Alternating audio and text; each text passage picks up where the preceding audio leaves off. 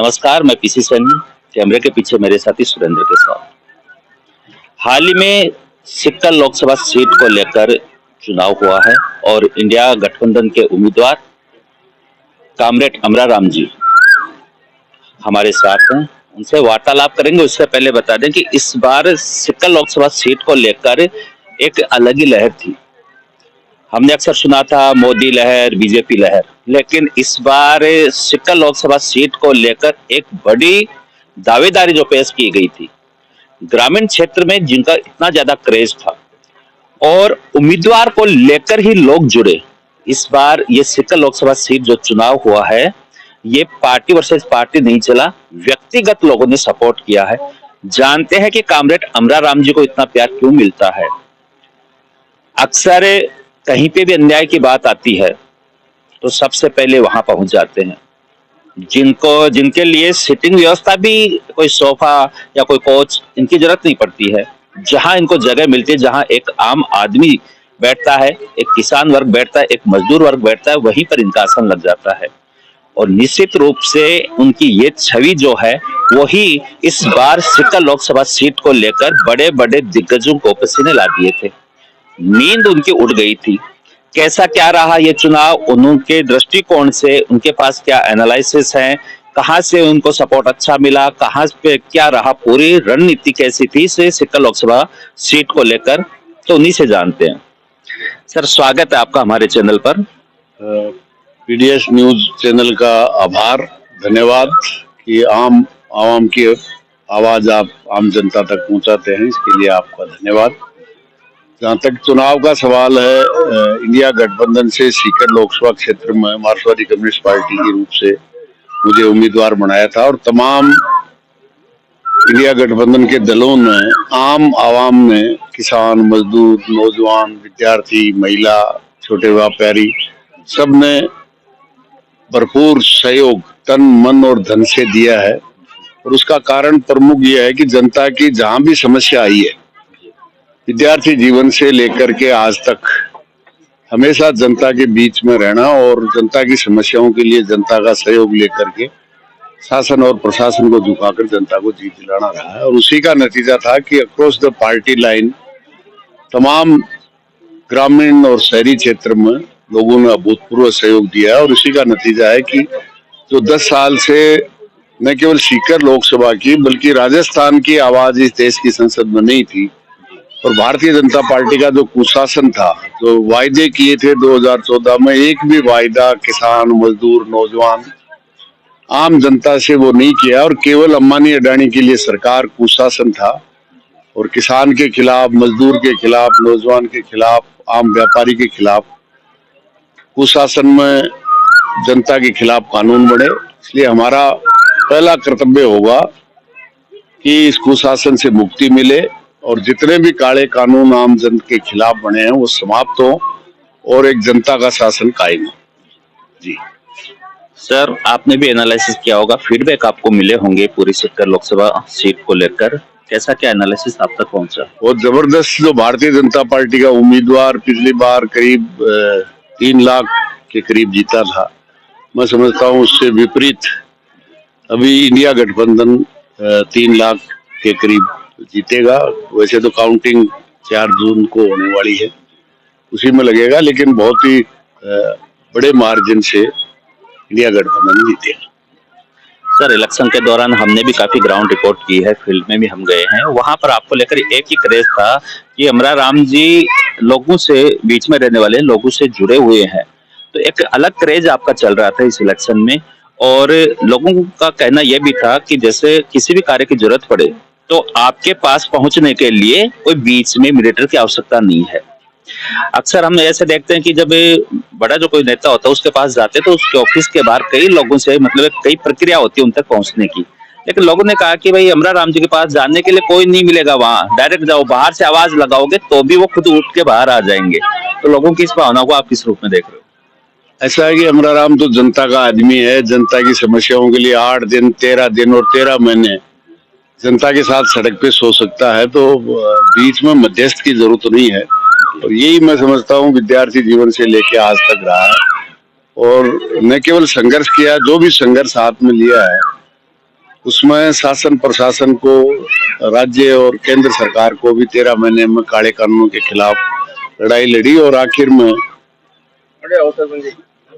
वापिस काले कानून वापस लिए। जब भी घर वापस हुए, निश्चित रूप से हमेशा, चाहे वो बिजली का रेट का सवाल हो, कर्जा माफी का हो, काले कानूनों के खिलाफ हो, और व्यक्तिगत जहां भी चाहे वो बिजली के कर्मचारी की दर्दनाक मौत हो, हमेशा जनता के साथ रहने का ही नतीजा है कि अभूतपूर्व जो समर्थन मिला है उसका एकमात्र कारण है जनता की समस्या। क्योंकि सत्ता में जाने के बाद पार्टियां, भारतीय जनता पार्टी जो किसान की आमदनी दूनी करने का था, एमएसपी देने का था, हर साल 2 करोड़ को नौकरी और काम देने का था, 20 करोड़ को देते तो आज सबसे ज्यादा बेरोजगारी नहीं होती। महंगाई से छुटकारा देने का था, 400 वाला सिलेंडर 1100 तक दिया है, 400 वाली डीएपी 1400 तक आम जनता को लूटने का काम किया, और बड़ी बड़ी कंपनियां अंबानी अडानी को मालामाल करने का काम किया। और इसी का नतीजा है कि लोग उस बेरोजगारी और महंगाई से त्रस्त हैं और इस कुशासन से छुटकारा पा रहे हैं। केवल और केवल राजनीति लोगों को धर्म के आधार पे, जाति के आधार पे लड़ाने का काम भारतीय जनता पार्टी करती है, और इंडिया गठबंधन के तमाम दल लोगों को जोड़ने का और मोहब्बत की राजनीति करते हैं, और उसी का नतीजा है कि कुशासन भी समाप्त होगा और सीकर संसदीय क्षेत्र में भी इंडिया गठबंधन की जीत होगी। सर, हाल ही में आपने एक टोल फ्री करवाया है 14 गाँव का, वो वाक्य क्या था? ऐसा है कि जो टोल जिस इलाके में लगता है, निश्चित रूप से आस पड़ोस के लोगों को तो दिन में 4 दफे भी उस टोल से गुजरना पड़ता है। तो ये नियम भी है और नियम सम्मत भी है कि वहां के लोगों का टोल नहीं लगे। तो अखेपरा टोल पे पहले आसपास के 12 किलोमीटर के दायरे में जितने भी लोग, गांव के लोग आते थे, उनका आईडी पे टोल से फ्री था। लेकिन अभी नया एक ठेकेदार पलटा है तो उसने लेना शुरू किया, तो वापस लोग इकट्ठे हुए और वही व्यवस्था वापस लागू हुई। तो असल में तो टोल लगना भी नहीं चाहिए, क्योंकि आप गाड़ी खरीदते हैं तो उसमें टैक्स जमा कराते हैं, जीएसटी जमा कराते हैं, रोड टैक्स जमा कराते हैं, तो फिर टोल टैक्स किस बात का। लेकिन सरकार की लूट आम जनता की भी करते हैं, और उन रोड बनाने वाली कंपनियों से मिलके भी आम जनता के धन को लूटने का काम करते हैं। आप देखेंगे कि सीकर से चिड़ावा हरियाणा बॉर्डर तक 2011 में टोल समाप्त हो जाना चाहिए था, और वो 17 तक लूटते रहे। तो हर तरफ से लूटने का काम सरकार में बैठे हुए लोग करते हैं। जी सर, थोई ग्राम पंचायत को लेकर भी एक सवाल मैं करूंगा। हालांकि सभी कार्यकर्ताओं ने और सभी राजनेताओं ने जमकर प्रयास किया है और खूब मेहनत की है, डोर टू डोर पहुंचे हैं, लेकिन एक नाम का जिक्र मैं इसलिए करूंगा कि हमने, जैसे हम भी ग्राउंड में रहते थे तो लेट नाइट हम जब आते थे, फूलचंद जी सैनी जो कामरेड हैं, उनकी भूमिका भी हमने कई बार कैद की है, जो पर्सनली भी लोगों से टच में रहे हैं, और एक जो धरातल लेवल पे जो प्रचार प्रसार होना चाहिए था, उनमें उनकी काफी बड़ी भूमिका है। तो फूलचंद जी की भूमिका को आप क्या शब्द देंगे?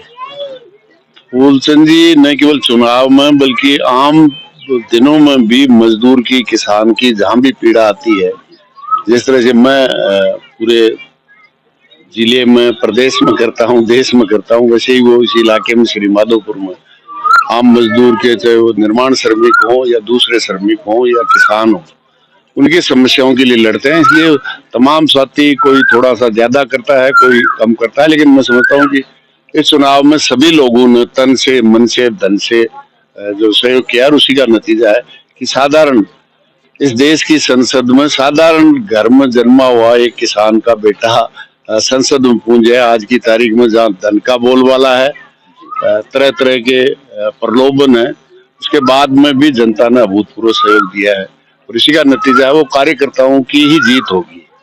जो कार्यकर्ताओं की मेहनत से लोगों के बीच में संघर्ष करने का, और फिर लोगों को इस राजनीतिक संघर्ष में भी पोलिंग बूथ तक ले जाकर मतदान कराना, ये सबसे बड़ा।